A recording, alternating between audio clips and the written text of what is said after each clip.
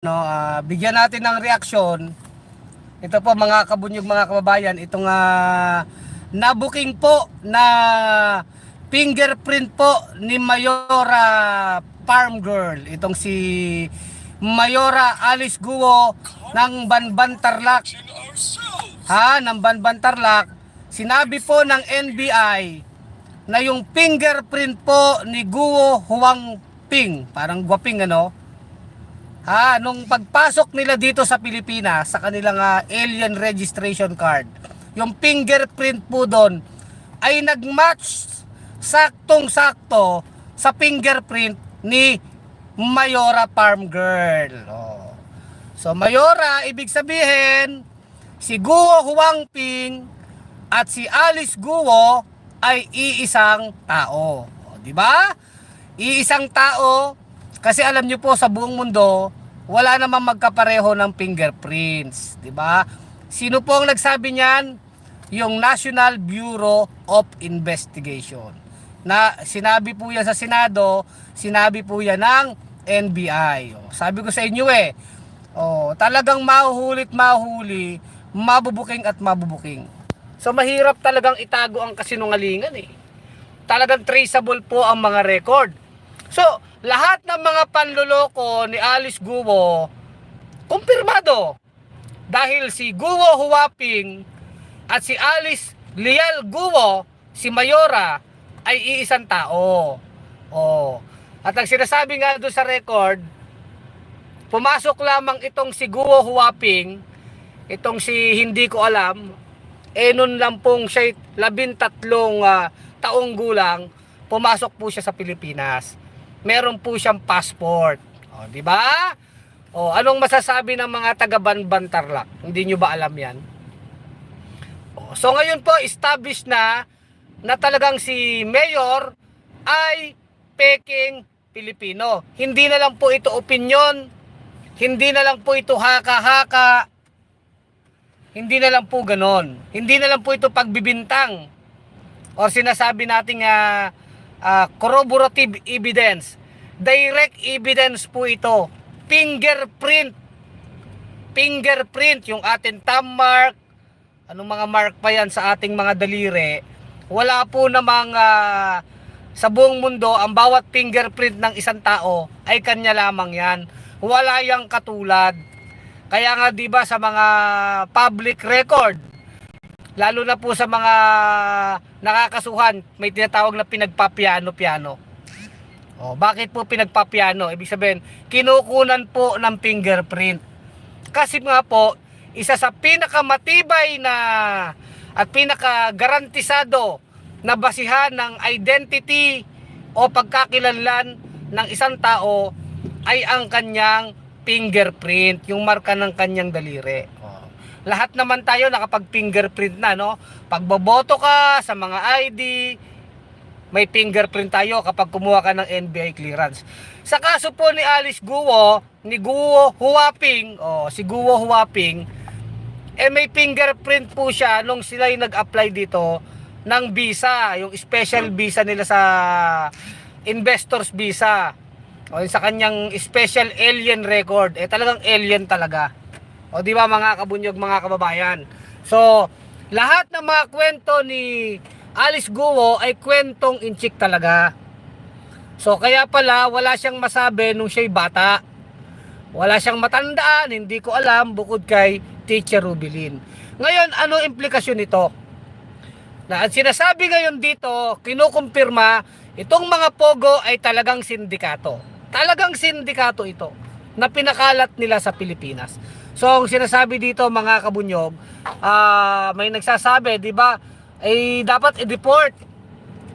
Dapat daw i-deport mga kabunyog, mga kababayan. Pero sabi nga natin, hindi lang dapat deportation. Alam nga naman, papauwiin lang natin sa China. Gumawa po ng katarantaduhan dito sa Pilipinas So, hindi sapat yon.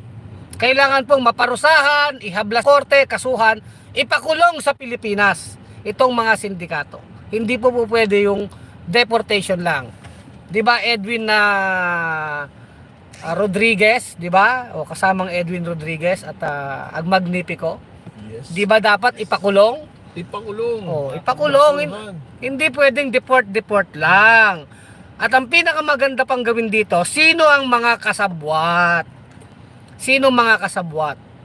Alam niyo pa mga kabunyog, mga kababayan, teka, may ano rito, nag-comment, Jojo Diestro, keep safe while driving, Sir Kulex from Iloilo City. Hindi ako nagda-drive ba? Hindi ako nagda-drive. May nasa ano ko, katabi ko ng ating nagda-drive ng sasakyan. Si Anthony. Pwede ba? Pakita natin. Si Anthony nagda-drive. Ayan.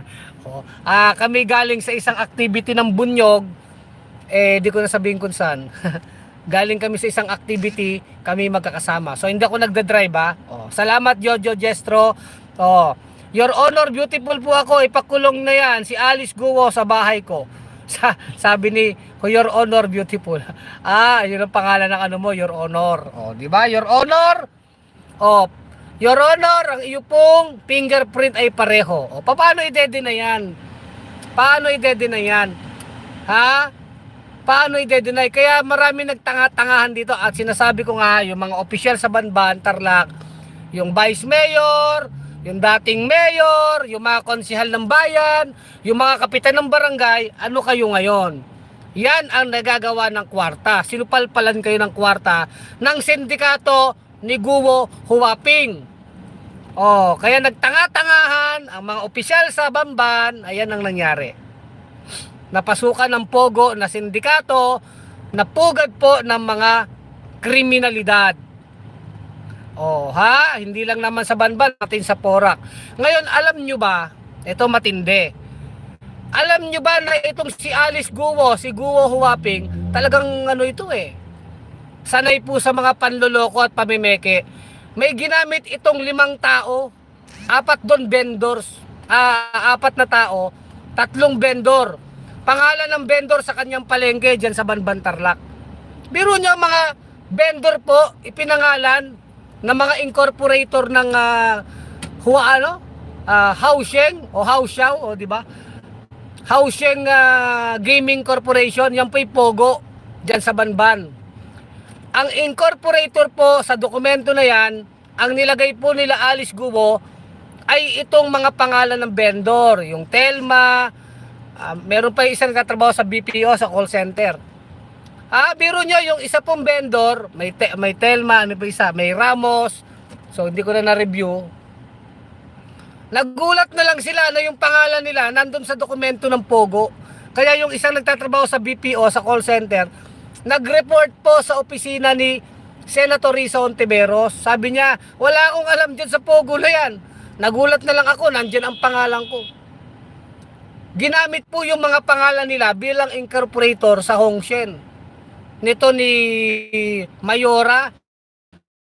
Ganyang kawalang hiya ito. At talaga, nagpunta yung mga tao, wala silang kinalaman doon. Yung isa, nandun, nagtatrabaho sa palengke, nagtitinda ng gulay. Dinagulat din yung tao. Biglang siya naging incorporator dun sa Pogo. Anong alam nung tao nagtitinda ng gulay? Vendor. Yung isa naman po, nagtitinda ng almusal sa karinderya dyan sa palengke ng Banban. Ginamit din ang pangalan. Ang dami na pong nabubuking. Yung isa naman po, nagtitinda ng gulay, nagtitinda ng almusal. Yung isa vendor din, nagtitinda ng barbecue. Nagba-barbecue ka lang, biglang incorporator ka na ng Pogo, yan po. At yung isa nagtatrabaho sa call center, sa BPO. Yang 4 po na yan ay mga taga-Banban, nagulat na lang sila. Inilagay ang pangalan nila, incorporator ng Pogo ni Mayora. Ganyan kawalang iya. Ganyan po kalakas ang loob nitong mga sindikatong inchik na ito. Kung yun niyang kababayan, yun niyang mga taga-Banban, ginamit ang pangalan, siya pa kaya? Kaya nga nung bandang huli po, hindi na umattend ng hearing itong si Mayora. Alam po natin, yung pagmumukha nito, maraming naaakit Maraming napepeke. Sabi, kawawa naman daw, binubuli. Hindi. Ito po yung maamo ang muka, pero ito yung mga demonyo po ito. Bakit po? Kademonyohan po ang nangyayari sa Pogo. May tinotorture po dyan, may pinapatay, scamming. Alam niyo scamming? Yung mga nare-receive yung text scam, love scam, crypto scam. Ang dami pong mga tao na naluluko dyan, nawawala ng kanilang kabuhayan, ng pera, niluluko sa mga scam-scam na yan. Isa po yan sa mga gawain ng mga pogo na yan, scamming. So maraming biktima. Kaya kung kayo mga taga-Banban Tarlac, kung nabibigyan man kayo ng ayuda niyang mayor-mayor nyo na yan, na incheck na yan, huwag nyo yung ikatuwa. Sapagkat nagbibigay ng konti-konting ayuda, pero ang pineperwisyong mga tao, ang pineperwisyo ang bayan. Pineperwisyo, isipin nyo prostitution, murder, may torture pa, scamming, human trafficking, tama ka Kabunyog Magnifico. Human trafficking. Isipin nyo, tapos pag hindi nakakota dun sa Porac, binubugbog. Ano pa? Kidnapping. May mga kidnapping pa eh. Pinakamatindi, nag-i-spy pa yan. So, ang dami na pong talagang given na itong mga pogo, iba na talaga, yan ang panawagan ng Bunyog eh. Hindi ba? O ngayon, lahat ng pagsisinungaling ni Alice Guo, di ba, tinatanong siya ng mga senador noon, Your Honor, hindi ko na po matandaan. Saan ka pinanganak? Address ng bahay mo nung pinanganak ka. Hindi niya matandaan. Mga kalaro niya. Wala talaga siyang matatandaan kasi nga, hindi naman talaga siya Pilipino. At may sinasabi pa po yung mga senador tsaka NBI, maaring meron kasing record talaga yung Alice Leal Guo sa NBI. May record po yung mismong Alice Leal Guo na pangalan.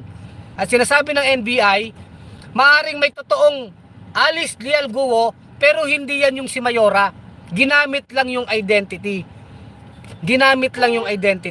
Just like sa paggamit po ng mga pangalan ng mga vendor, Sipin nyo mga vendor, all of a sudden, isang araw, makikita mong pangalan mo, kinakasuhan ka na ng human trafficking. Kaya na, yung isang dyan, natakot, talaga nagpunta sa opisina ni Senador Risa Hontiveros, sinasabi niya, wala akong kinalaman dyan sa Pogo. Ako call center agent ako, tatrabaho ko sa BPO, di ko alam yan. Ginamit lang, inilagay ang mga pangalan nila doon. Biro mo, nagtitinda ng gulay, nagtitinda sa karinderya, nagtitinda ka lang na inihaw, isipin mo, sasangkot yung pangalan mo sa Pogo. Ganyan. Ang tanong na lang talaga dito, dahil established na ito, na ito ay sindikato, ito si Alice Guo Inchik, ang totoong pangalan Guo Huaping, makita nyo naman yung picture eh. Picture pa lang, hindi na po magsisinungaling eh, yung record niya dun sa special visa nila, di ba? Makikita nyo. Ngayon, fingerprint. Paano mo i-deny na yan? Fingerprint na yan. Sa buong mundo, wala namang magkakatulad na fingerprint. Ganyan ang pagkakalikha ng Diyos sa atin eh. Ang bawat tao ay may kani-kaniyang specific na marka ng daliri.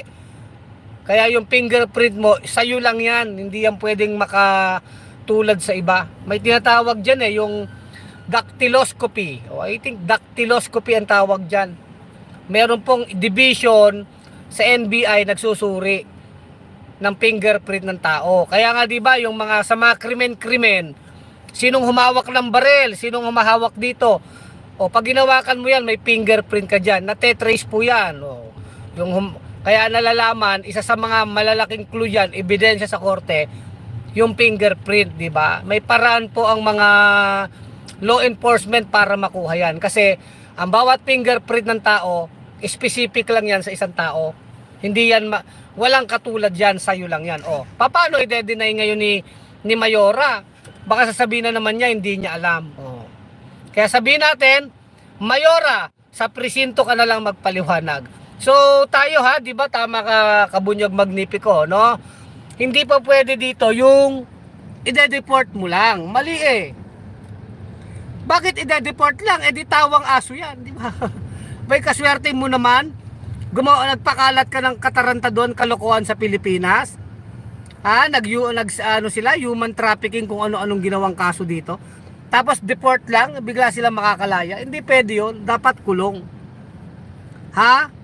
Kaya nga masasabi natin, itong Pogo na to, ito yung isa sa mga legacy ni Duterte na talagang pinakalat nila di ba? Mga kabunyog, mga kababayan, di ba? Ano masasabi mo, Your Honor? Sabi ni Your Honor, beautiful. Pangalan kasi ng YouTube account mo, Your Honor Beautiful. Si Lito Lapid, alam daw sa Pogo. Maloko pala itong si Leong Guerrero. Tanga-tangaan din yan maraming mga opisyal ngayon nagtatanga-tangahan. Yung mga opisyal sa Pampanga, yung mayor, yung governor dyan, tanga-tangahan na hindi daw nila alam yung structure doon sa Porac. Bilyong-bilyong halaga yan ng building na ano na rin sila, no? Nauuso na isang hindi ko po alam. Di ba? Nagiging alibay yan no? Pag nabubuking no? Susunod daw niyan, sinasabi ng ibang mga netizens, baka itong si Guo magtatago-tago na ito. Mag-aalaki buloy-loy na rin to. Parang Bantag to tsaka Tebes. Magtatago-tago na ito pag ito nasampahan ng kaso sa korte, nalabasan ng warrant of arrest. Kasi tandaan natin, ang human trafficking po, anyway, alam ko, kinasuhan na po yan sa DOJ Sinampahan na po ng complaint sa DOJ yan. Ang human trafficking po, pag naisampan na po sa korte yan, wala pong bail. Wala po yung piyansa. So, non-bailable po. So, pag lumabas ang warrant of arrest, huli, diretsong kulong. Mahirap naman yung huli pero hindi kulong mahirap yung ganun So huli tapos diretso kulong, walang piyansa. At malakas ang ebidensya, habang nakakulong siya, nililitis siya, pag nakatulang guilty, convicted, diretso na siya sa kalaboso talaga. Hindi na siya lalaya, di ba? Ganun po yun. Kaya ang tendency nito, magtatago ito. Pupuga na. ESCAP po na ito sa China. Kaya ang challenge na lang po dito sa ating mga law enforcement agency, sa Philippine National Police, sa CIDG, sa National Bureau of Investigation, at sa mga intel network natin, bantay-bantayan nyo na yan si Mayora Farm Girl. Madulas pa sa palos yan, maraming kwarta yan.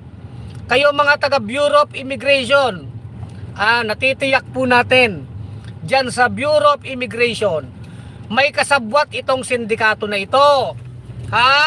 Sino ang mga namantikaan dyan, mga matatakaw dyan sa Bureau of Immigration, na mga kasabwat ng mga sindikatong inchik na ito, na nakakapag-human trafficking, nakakapeke ng passport dyan sa PSA. Bakit nakakakuha ng mga birth certificate yan? Investigahan lahat yan. Ngayon, ang sinasabi lang talaga natin, nabuking na yan si Alice Guo. Alam niya wala na siyang kawala dyan Fingerprint nan.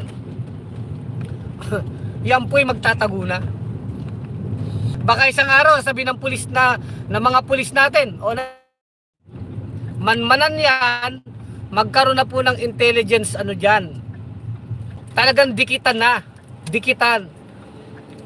Kasi paglabas po ng warrant of arrest niyan, malamang sa hindi na natin yan makita. Maglalahong parang bula na yan. Yan ang pangit Pilipinas Parang si Kibuloy, kayabang-yabang. Idemanda nyo na lang ako sa korte, sa korte. Lumabas ang warrant of arrest, ngayon nagtatago. Si Tebes nagtatago, buti na lang na extradite na. Inaprubahan daw ng East-Timor yung extradition ni Tebes.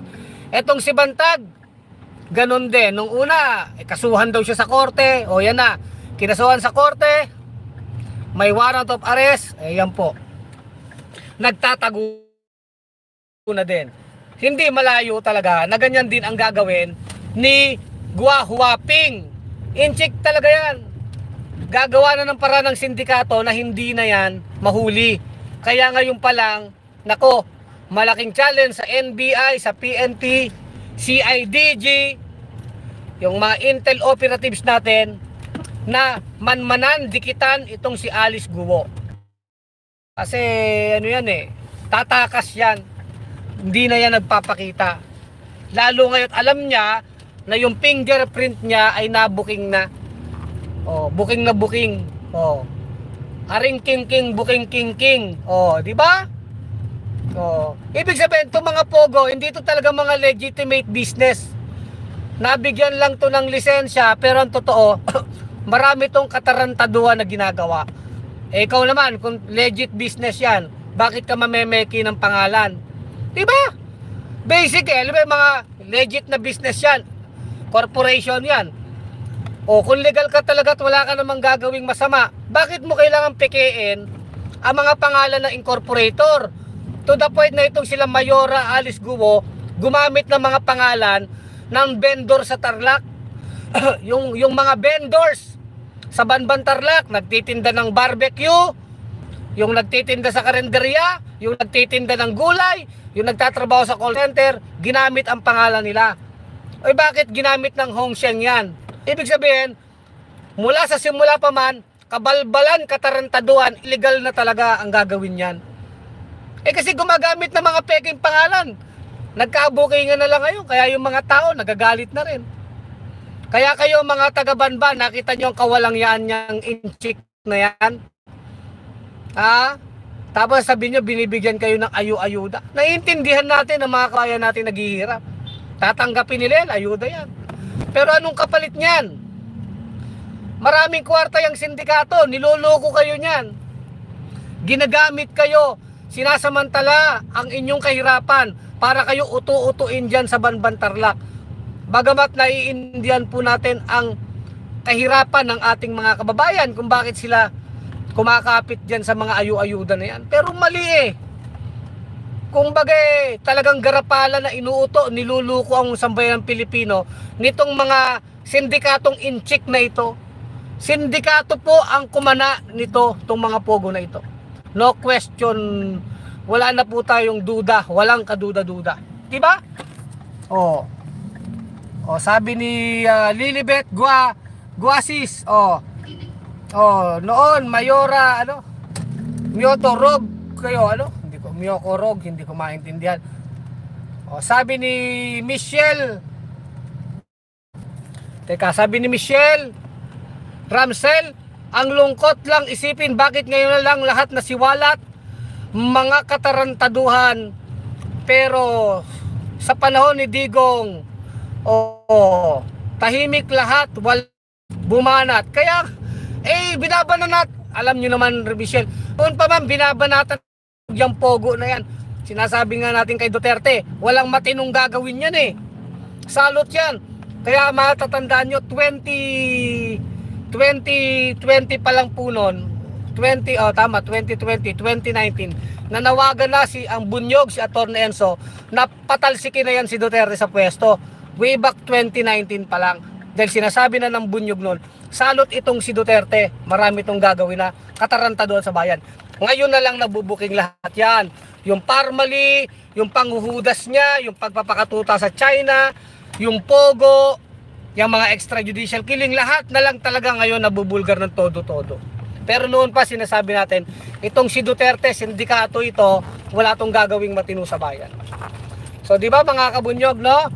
So Sir Jimmy De Vera, binabati kita. Hanggang dito na lang ang ating vlog, Kulex Soliman, ang malupit sa katotohanan sa bunyog pagkakaisa. Mga kabunyog, mga kababayan, bantayan natin itong sindikatong incheck na sila Mayor Alice Guo. Huwag nang patakasin yan, tatakas yan, kailangan bantayan yan. Mga kabunyog, mga kababayan, tuloy ang laban. Bunyog, halikan na kasama ka. Bunyog, kapag buklod ay may pag-asa. Luzon, Visayas, Mindanao, isa ang pananaw. Sa bagong Pilipinas ang bunyog isisigaw. Bunyog,